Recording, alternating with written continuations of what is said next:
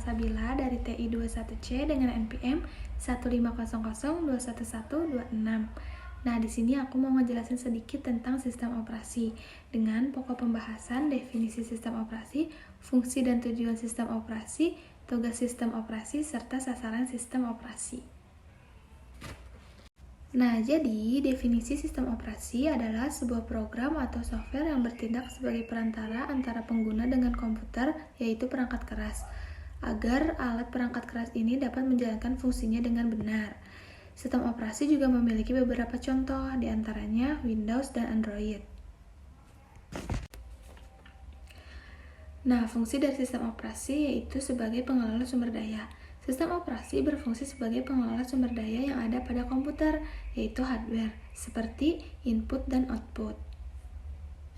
Nah, fungsi yang kedua ada penyedia layanan, berfungsi sebagai penyedia layanan bagi pengguna sehingga memudahkan komputer dan gadget tuh untuk digunakan. Contohnya, pada saat kita membeli laptop atau gadget baru, biasanya sudah terpasang atau sudah ada sistem operasi bawaannya, sehingga kita tinggal gunakan saja fitur-fitur yang ada pada perangkat keras tersebut. Tujuannya agar hardware yang terdapat pada komputer atau gadget itu dapat digunakan seefisien mungkin. Kenapa begitu? Karena komputer itu tidak mengerti bahasa yang kita gunakan.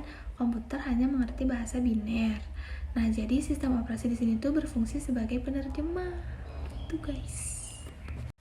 Nah, guys, adapun tugas utama dari sistem operasi yaitu sebagai pengelola sumber daya yang terdapat pada komputer. Di antaranya itu hardware dan software. Nah, guys, yang kedua itu ada akses-akses berkas. Dimana kan biasanya kita pasti punya dong nyimpen file atau data-data tuh yang disimpan di dalam komputer atau gadget gitu.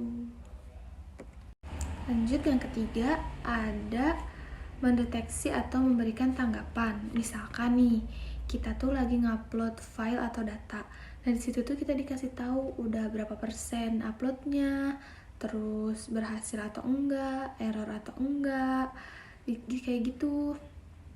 Nah, terus itu tuh menjadi tugas utama dari sistem operasi, di mana mereka tuh memberikan tanggapan dari setiap apa yang kita perintahkan gitu. Oke, lanjut guys, yang keempat ada akses sistem. Pada sistem akses ini tidak semua file sistem itu bisa diakses karena ada beberapa file sistem yang memang sengaja tidak diberikan hak aksesnya tuh kepada pengguna karena takut disalahgunakan atau salah langkah. Oke guys, yang kelima atau yang terakhir tuh ada accounting. Sistem operasi juga bertugas menghitung proses-proses yang berjalan pada sebuah komputer maupun gadget agar dapat mendeteksi seberapa kemampuan dari komputer atau dari gadget tersebut. Oke, lanjut ke sasaran sistem operasi. Yang pertama ada faktor kenyamanan. Kita udah bahas tadi di awal kalau misalkan komputer tuh cuma ngerti bahasa biner.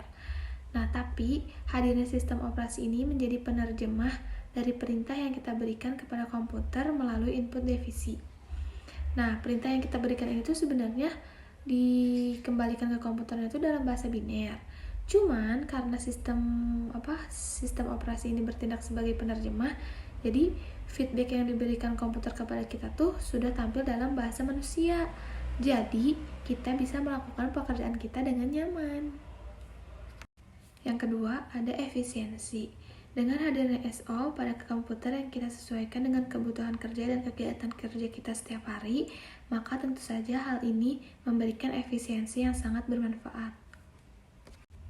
Yang ketiga, ada mampu berevolusi. Sistem operasi harus mampu berevolusi, karena semakin banyak fitur yang dibutuhkan oleh user yang sebelumnya tidak terdapat pada sistem operasi sebelumnya. Maka dengan evolusi, sistem operasi dapat memfasilitasi kebutuhan user di masa yang akan datang. Sekian dari aku, terima kasih, bye-bye.